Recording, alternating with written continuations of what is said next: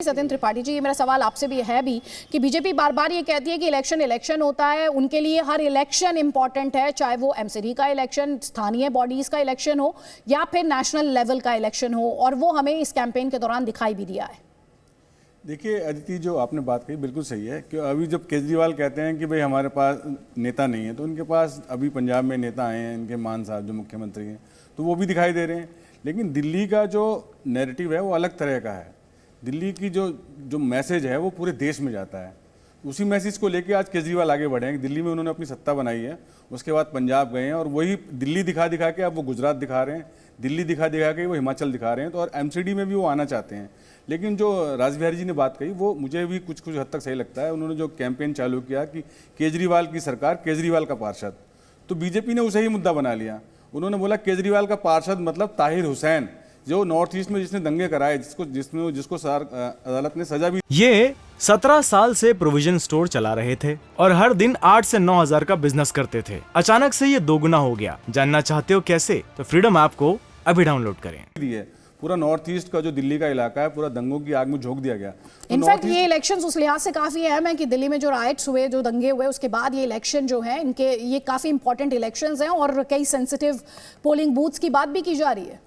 हाँ, तो वही मैं बताना चाह रहा हूँ कि नॉर्थ ईस्ट में जो दंगे हुए, तो नॉर्थ ईस्ट के लोग जो है उस चीज़ को ध्यान रख रहे हैं कि वो अपने घरों से नहीं निकल पा रहे थे, तो उसमें आम आदमी पार्टी इन्वॉल्व रही और उसका क्लियर हुआ और उसको आम आदमी पार्टी के नेताओं ने बचाने की कोशिश की। तो लोग यही कह रहे हैं कि हमें केजरीवाल का ऐसा पार्षद नहीं चाहिए। मैं यमुना पार से बात करूँ कि जो मनीष सिसोदिया के इलाके से गीता जी थी, जो आम आदमी पार्टी की पार्षद थी, रिश्वत लेते रंगे हाथ पकड़ी गई। तो बीजेपी कह रही है कि हमें ऐसे लोग नहीं चाहिए भैया, ऐसा केजरीवाल का पार्षद नहीं चाहिए। हमें ऐसे लोग चाहिए जो काम करें। जो अब लोग फेस देख रहे हैं कि वे मोदी का फेस देख के हमको वोट देना। मोदी ने अगर हमें सरकार दी है, राष्ट्र में, आज देश में, विश्व में भाजपा की स्थिति मजबूत हुई है, देश चमक रहा है और हिंदुओं को, हिंदू मुस्लिम भी इलेक्शन हो रहा है पूरा। बीजेपी ने उसको करने की कोशिश की है और आम आदमी पार्टी ने जो मस्जिदों को, मौलवियों को जो तनख्वाह दी है, वो मुद्दा एक बड़ा चल रहा है।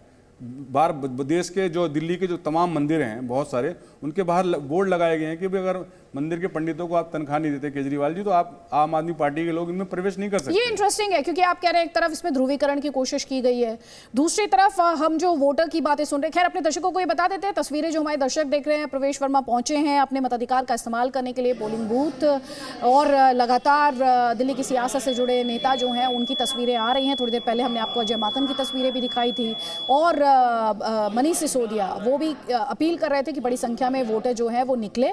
और बार बार इस बात को हम दोहरा भी रहे हैं आपके सामने कि इसे सिर्फ एमसीडी के इलेक्शन के तौर पर ना देखा जाए, क्योंकि यहाँ पर हम 1 करोड़ 40 लाख, करीब 1 करोड़ 40 लाख वोटर की बात यहाँ पर हम कर रहे हैं और इसमें एक बड़ी मैसेजिंग है। और ये आम आदमी पार्टी हो या बीजेपी हो, उनके लिए प्रेस्टीज की लड़ाई है और इसीलिए इस पूरे पॉलिटिकल नैरेटिव को समझना आपके लिए बहुत ज़्यादा ज़रूरी है। कई खास मेहमान इसीलिए हमने बुलाए हैं। तो जो अभी आप कह रहे थे सर, एक तरफ आपने ध्रुवीकरण की, हिंदू मुसलमान की बात की और दूसरी तरफ कहीं ना कहीं इसमें जो राष्ट्रवाद है उसे भी पिच करने की कोशिश की गई। ये लड़ाई देशभक्त वर्सेस गद्दार भी बनाने की कोशिश की गई है और वो हम जब वोटर हमसे बात कर रहा है उसमें देख और महसूस कर पा रहे हैं। से कह रहे हैं कि हो गया है। एक सेकंड सुन लेते हैं, प्रवेश वर्मा इस वक्त बोल रहे हैं, मैं आपको वापस ऊपर के नीचे ऊपर मुरादा जी इधर आओ। सर, वोट देने आए हैं सुबह सुबह, क्या कहेंगे, कैसा माहौल है सर? देखिए, लोकतंत्र की खूबसूरती यही है कि इसमें ना कोई गरीब है ना कोई अमीर है, सभी एक लाइन में खड़े होकर एक ही कमरे में वोट डालते हैं और सबकी वोट की ताकत भी बराबर है। तो मैं एक तो सभी हमारे दिल्ली वासियों से ये प्रार्थना करूँगा, खासकर जिन्होंने पिछली बार वोट नहीं डाला था, कि वो ज़रूर अपने घर से निकलें। आज हमारा रविवार का दिन है, तो आज हमारी छुट्टी है। इसका मतलब ये नहीं कि हम केवल घर पर ही रहें। हम सबसे पहले अपना मतदान करें, उसके बाद में जलपान करें और सारे दिल्ली वासी एक अच्छी सरकार को चुने। मैं ऐसी अपील करता हूँ। सर, आम आदमी पार्टी सरकार बनाने का दावा कर रही है एमसीडी में, क्या करें? देखिए, आम आदमी पार्टी ने तो गोवा में, उत्तरांचल में, यूपी में हर जगह दावा किया था। वो तो गुजरात में भी दावा कर रहे हैं, मगर आप देखेंगे गुजरात में एक भी सीट वो नहीं जीतेंगे। उन्होंने आदमपुर बाई इलेक्शन में भी कहा था कि हमें 60% वोट मिल रहा है, उनको आधा प्रतिशत मिला, जमानत जब्त हो गई। तो ये उनकी पुरानी आदत है कि कैसे वो झूठ बोलें, कैसा झूठा सर्वे दिखाएं, कैसे लोगों को गुमराह करें। मगर लोग इस बात को जानते हैं कि चाहे वो दिल्ली के दंगे हों तो उसमें आम आदमी पार्टी के पार्षद का हाथ था, चाहे वो हवाला का कारोबार हो तो उनके मंत्री जेल में हैं, चाहे वो शराब के व्यापार में कमीशन लेने का काम उन्होंने किया। दिल्ली वासी जब सारे ऑक्सीजन मांग रहे थे उस टाइम पे कहीं अरविंद केजरीवाल जी या उनके विधायक कहीं दिखाई नहीं दे रहे थे। केवल एमसीडी के कर्मचारी, एमसीडी के निगम पार्षद, भारतीय जनता पार्टी के कार्यकर्ता दिखाई देते थे सड़कों पर, चाहे वो गरीबों को खाना खिलाते हुए, चाहे वैक्सीन, ऑक्सीजन देते हुए।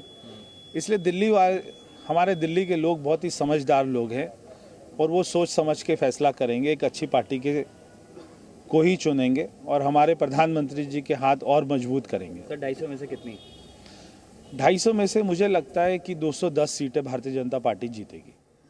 तो प्रवेश वर्मा एमपी बीजेपी के वो क्लेम कर रहे हैं, उनका दावा है कि बीजेपी 250 वार्ड में से 210 वार्ड में जो है वो जीत दर्ज करेगी, बड़ी जीत का दावा प्रवेश वर्मा भारतीय जनता पार्टी के सांसद उनके द्वारा यहाँ पर किया जा रहा है। सत्येंद्र जी, आपने हिंदू मुसलमान होने की इन पोल्स में बात की है, हम जो बात कर रहे हैं वो राष्ट्रवाद की भी बात कर रहे हैं, कहीं ना कहीं इन इलेक्शंस को देशभक्त बनाम गद्दार भी बनाने की कोशिश की जा रही है, और दूसरी तरफ वो लोकल मुद्दे हैं जिसमें कूड़े का पहाड़, कूड़े का कुतुब मीनार उसे बताया गया, और दिल्ली का सौंदर्यकरण, पार्क, साफ सफाई, कर्मचारियों का वेतन, एमसीडी के कर्मचारियों का वेतन, ये तमाम मुद्दे हैं।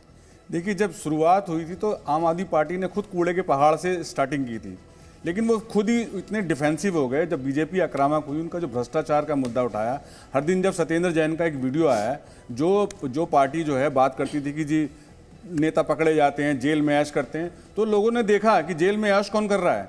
उनका जेल मंत्री जो खुद जेल में ऐश कर रहा है, वो सारी सुविधाएं ले रहा है, और फिर उन्होंने उस पर को भी बचाव करने की कोशिश की कि जी बीजेपी बीमारी पर राजनीति करती है, वो बीमार हैं इसलिए उनको थेरेपी दी जा रही है। और जब ये आया कि थेरेपिस्ट नहीं है, वो रेपिस्ट है, तो उसके बाद आम आदमी पार्टी ने सत्येंद्र जैन का बचाव नहीं किया। तो ये जो आम आदमी पार्टी पर जो बीजेपी जो आक्रामक हुई है, तो आम आदमी पार्टी लगातार बचाव कर रही है कि जी इनके पास कोई मुद्दे नहीं है। आप विकास की बात करिए तो ये हिंदू मुस्लिम करते हैं, आप विकास की बात करिए तो ये भ्रष्टाचार दिखाते हैं। तो आप दिल्ली के लोग दिखाएं कि भाई केजरीवाल ने कौन सा विकास किया है, किस चीज़ का विकास हुआ है, क्या शराब नीति का विकास हुआ है? जब दिल्ली में कोरोना के टाइम में लोग मर रहे थे, उस टाइम आम आदमी पार्टी की सरकार शराब नीति तैयार कर रही थी। लोगों ने देखा इस चीज को कि कोरोना के टाइम में, और यही इसी को लेकर बीजेपी ने घेरा, और अभी हमने सांसद प्रवेश वर्मा को भी यही कहते हुए सुना, वो भी बहुत सीरियस सवाल कोविड के दौरान जिस तरह के इंतजामात थे। ये 17 साल से प्रोविजन स्टोर चला रहे थे और हर दिन 8 से 9 हजार का बिजनेस करते थे। अचानक से ये दोगुना हो गया। जानना चाहते हो कैसे? तो फ्रीडम ऐप को अभी डाउनलोड करें।